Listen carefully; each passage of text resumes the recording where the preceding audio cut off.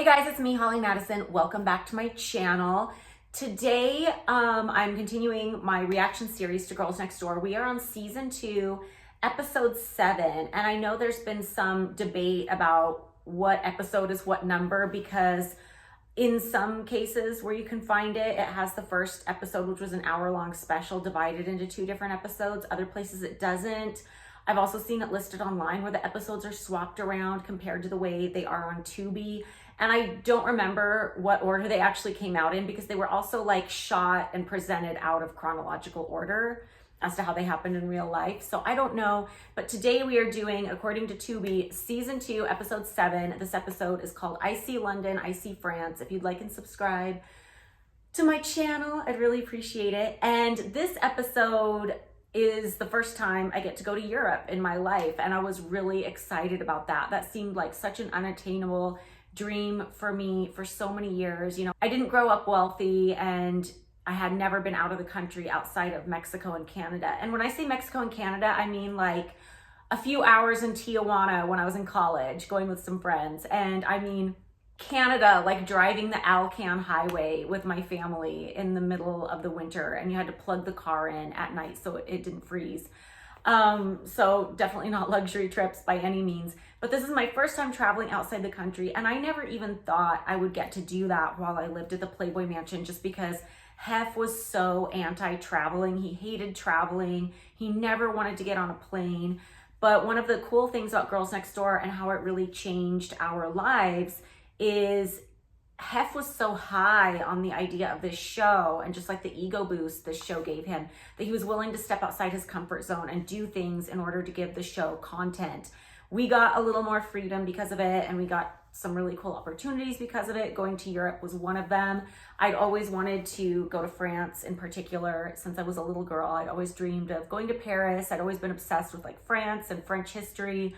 So this was really exciting to me. It was definitely like the highlight of my life up to this point. I've been to Europe many times since, but at this point in my life, I just never imagined I would be able to go out and, you know, make money and be able to take myself on these trips, just because after the first couple of years I'd spent at the mansion, I'd been kind of brainwashed to think, you know, that I wasn't good at anything and I wouldn't be able to do anything on my own. So of course, you know, things didn't turn out that way, and I'm really happy about that. But you know, at this point in my life, I thought this is the one time I'm gonna get to go to Europe, and I was so excited about it.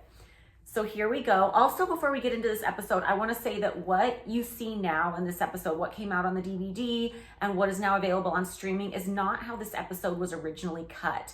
The episode was very different, but we had to take out at least a couple of scenes due to a lawsuit. And I don't want to get into the lawsuit or what it was out of respect to the parties involved. One thing I will say, and it's a factor that I think contributed to what happened, which led to the lawsuit, is when we had people come on the show who were guesting, whether it was like a dog psychic or, you know, just anybody who wasn't a part of the normal cast who came onto the show. Those people were all being very good sports. As far as I know, none of them were paid. Maybe they gave Barbie Benton a few bucks when she came out for episode 5. I don't know. Although if she did, that'd be interesting, because we weren't even being paid for the show at that point. But as far as I know, nobody got paid. So everybody, when they showed up, they were being a good sport. Like when I talk about season 1, episode 5, the fight night episode that Barbie was in, you know, even though she might come off a certain way in the episode, you know, I always say she was great. She played along. She understood the assignment. Like these people who were on our show as guests, like they were good sports. And sometimes they weren't always treated that way. Like there was more than one lawsuit or cease and desist that happened because somebody came on our show and then they were really horrified when they saw the cut. I wasn't personally involved in the lawsuit. As a cast member, I was indemnified by Fox, one of the producers of the show, which as it should be, because I had zero control over what was going in the show or how my interviews were going to be used, what context my words were going to be put in. So that was that. But just so you know, like that's the backstory as to, if you remember the show when it originally aired, it is no longer like that now, when you can find it. So, and I don't think I've seen the episode now that it's been redone. So we shall see. Let's get going. I don't know if this is too much cleavage for YouTube, honestly. I've only ever wore like really covered up things. Okay, it starts off with a scene of all of us sitting in bed wearing matching pajamas, and Hef is there and he announces that we're going to Europe. And we had to have known before that. There's no way. This was totally a setup scene because as you can see, like, we look happy, but we don't seem that excited. And if that news would have been dropped on us, we would have been freaking out because it's not something we ever had thought was attainable or that we'd be able to do while we were there. Oh my God, I'm back to being a psycho in my interviews where I feel like I have to smile when I talk, like I'm in a freaking pageant or something. But like I've said in videos before, I did that on purpose. I started doing it in season 2 because I felt like I was always being used to look like I was a total bitch or like I was hating on people when I wasn't, because I just kind of have like a resting bitch face. And I knew that sometimes what we would say in interviews could be used in a different context than what we meant it. So I felt like if I smiled like this, I would be immune to ever looking like a bitch and nobody could use my words against me, because look at how happy I am and cheerful and smiling and just, you know, not meaning anybody any harm. That was like my way of protecting myself. They show my old French tutor. We're in the dining room studying French. I think this might be the only time it's shown me doing any of my interests on this show. And seeing as we're a season and a half in, that's crazy. Sometimes when things will come up in the press about me talking about my time there and how it wasn't always the greatest, people will flip out in like the comment section on like, you know, tabloid Instagram posts about it. And they'll be like, but you were begging to marry him. And I'm like, is this coming from the show? Because he and I never sat down and talked about marriage ever. We did talk about having kids, which he agreed to do. That whole story's in my book. But we never talked about getting married. I did say it on the show a few times, but it's obvious even in an episode like this, and I did want to get married. And I don't think there's anything wrong with that. I feel like if you're in a relationship and you feel like you're invested in that relationship, which I did, and at the time I do feel like I had Stockholm syndrome. It's like you're watching this and I'm talking about how Hef went to Europe with Barbie, which it wasn't even my idea to talk about that. Like the producers would have wanted me to talk about that. Our executive producer of the show was obsessed with Barbie. He had a huge crush on her, which is fine, but it wasn't even like my thing that I thought up to bring up in the interview. And I said that when they went to Europe, there was like a rumor that they got married, and I go, I don't know, maybe that'll happen to me. And it's just obvious I'm joking and being facetious, and it's like a running gag in the show, and I just don't know how there's these trolls out there that take it so seriously. Like if I had really been running around in real life being that annoying, bugging him, or as they say, begging him to get married, he would have got rid of me. Like he hated women who were assertive at all. He called them pushy, and it just would have never flown. So I don't know. I just get on my soapbox sometimes because it annoys me so bad when it's like, I lived this life for 7 years and some random internet trolls think they know my life better than me. It's just so stupid. They have us packing for Europe and making it look like it's really stressful. And then they cut to a scene where Bridget and I are sitting in the living room and she goes, I can't keep up with all this. I can't keep up with it. And no one understands. And I know, I don't remember what we were actually talking about, but I know that could not have been, just because I know her and I so well, I know that could not have been about packing for Europe. Oh, somebody commented on one of my videos that they knew scenes were shot out of order, which they were, because they saw an exterior shot of the mansion with Christmas lights up, but the Christmas lights up were up all around. They were just like white lights that were in the trees. But they were shot and edited out of context, so. Okay, so we go to London first, and this was my first time ever in London, and I love London now. I've been back so many times and I've loved it. But the first time there, I didn't really love it. The weather was super gloomy and I was still in my phase where I hadn't been out of the Pacific Northwest long enough and I still hated any rain and gloom. Now I love it because it's a novelty to me. I freak out. I post on my Instagram story every time it like rains or is cloudy. But back then it still was like really depressing to me. And I felt like the people were kind of rude to us back then. It hasn't always been like that since, but I felt like there was kind of like a snobby, like, ew, you guys are with Playboy kind of a vibe. There were so many things about the trip I loved, like the sightseeing and learning all the history and stuff like that. Oh, and also the food was bad. It's funny because London had a reputation for like, from an American standpoint, of having like the worst food for so long. And I would say probably okay, we did this trip in 2006, and I would say like right after that, like by the next time I visited London, the food got way better. I don't know what it was, but I've heard other people I know who've traveled to London regularly say that exact same thing, and something changed. I don't know what it was. Let me know in the comments if you've ever noticed that. So we're looking at the bidet, which is a very American touristy moment here. And then they cut away to make it look like we're using the bidet in front of Hef, but that didn't happen. Oh my God, we went to Trader Vic's there, and I love Trader Vic's. And for those of you too young to have ever gone to Trader Vic's while it was still good, I feel sorry for you. There used to be one in the Beverly Hilton in LA, and it was my favorite restaurant, and the drinks and the food and everything was so good. Not healthy, probably everything loaded with sugar, but it was a dream. And it was like, you know, tiki drinks and cool tiki cups, and just, I loved it. Somebody's grumpy in this scene where we're waking up on our first day, and I'm a little more talkative in this scene than I usually am on this show. I'm talking about how I want to speak French when I get to France, and you want to be able to understand me, and Hef is like, I don't understand you now. And it's just like a very like real grumpy moment. So we're on a tour bus, and we have a tour guide taking us around London, and she was amazing. She knew absolutely everything about every place we went. It was so good. I remember my favorite place we went on this trip was Westminster Abbey, but I don't think we were allowed to film there. So we're on the bus, and I say I hate stuff that was built in the 60s and 70s. It's so ugly. And I do, because I feel like unless you're looking at some really cool like mid-century piece, it's just very plain and boring. And I feel like during that era, people just went for like utilitarianism, and nothing was beautiful or anything creative. And I remember the producer of the show really he told me that he wanted to cut to a picture of Barbie Benton when I said I hate things that were built in the 60s and 70s.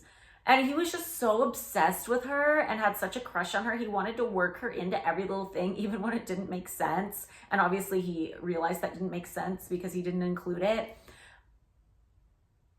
But just dumb. I also really wanted to go to the Globe Theater, Shakespeare's old theater. I was a theater major, so I was super into that.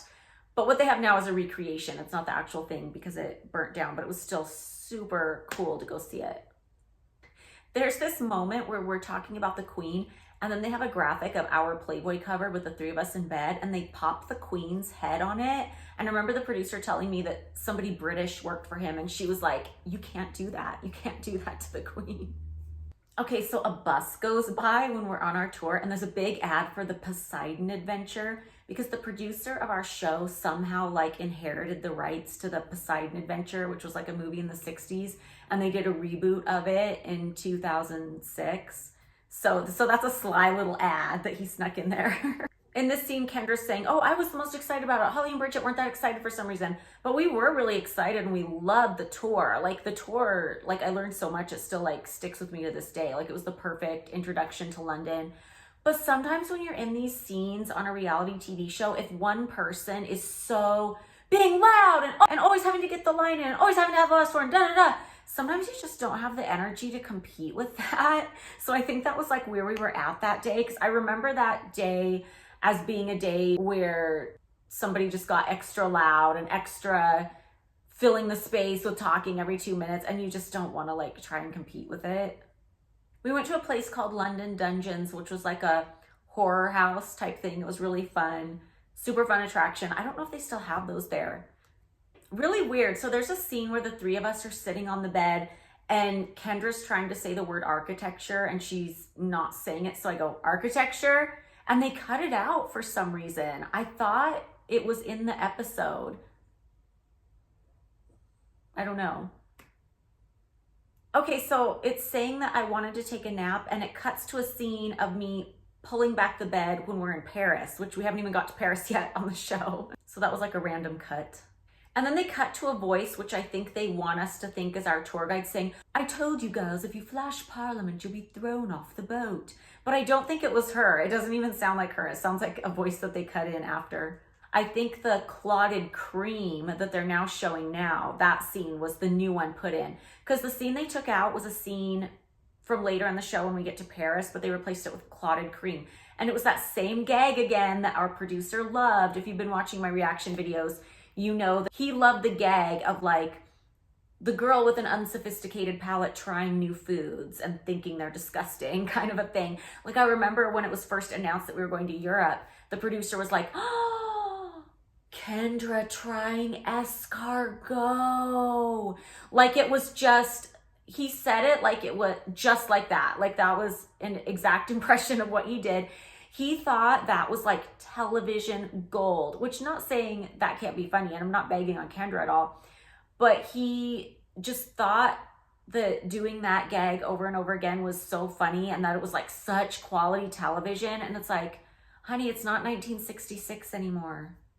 I'm kind of offended that they changed that scene where I correct Kendra's word, because not that knowing the word architecture is anything but basic, but I feel like they wanted us to look dumb. They wanted us all to look dumb. Like, oh, somebody doesn't know a word, so let's cut to everybody else giggling like nobody can figure it out. Oh my God, so there's this scene where we're at a restaurant and it shows me like trying to speak French and order my food in French and stuff. And I was determined to try and immerse myself and speak French the whole time. And later in the trip, or I think it was earlier in the trip, because they don't show it, or they show it out of order when we were in Cannes. We were at a restaurant and I was trying to order in French and Hef like bit my head off. He was like, stop it, just order in English. You're being presumptuous. Presumptuous that a French person would want me to try and speak French. And I feel like every time I've gone, that's been my experience, is everybody's been super helpful. Like they seem to appreciate it if you try and speak the language, and they're always like, and everybody's always like super polite and helpful. Like they'll speak English too if you want, but they'll always like try and like correct what I'm saying, or like in a really nice way. And it's just so embarrassing to be out to dinner with somebody and they just yell at you like that.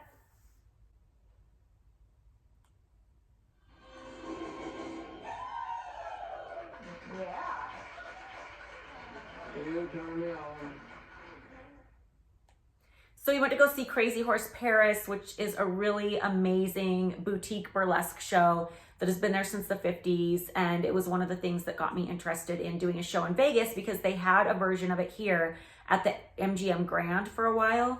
And I was going to do a guest spot in that show. And eventually I ended up doing my own show on the Strip because of that. So that was kind of like a pivotal moment in my life, but I highly recommend going and seeing that show if you're ever in Paris. It's really good.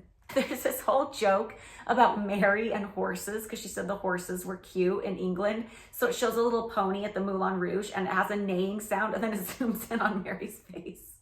I can't deal with the fact that I'm saying the Seine River instead of the Seine. Oh my God. So you get to see our tour guide in Paris. His name is Joseph. And if you ever stay at the Georges V in Paris, ask for Joseph, the tour guide. He is so amazing. I've gone back to Paris and hired him several times since then, and he's so good. He just knows everything. He's so funny.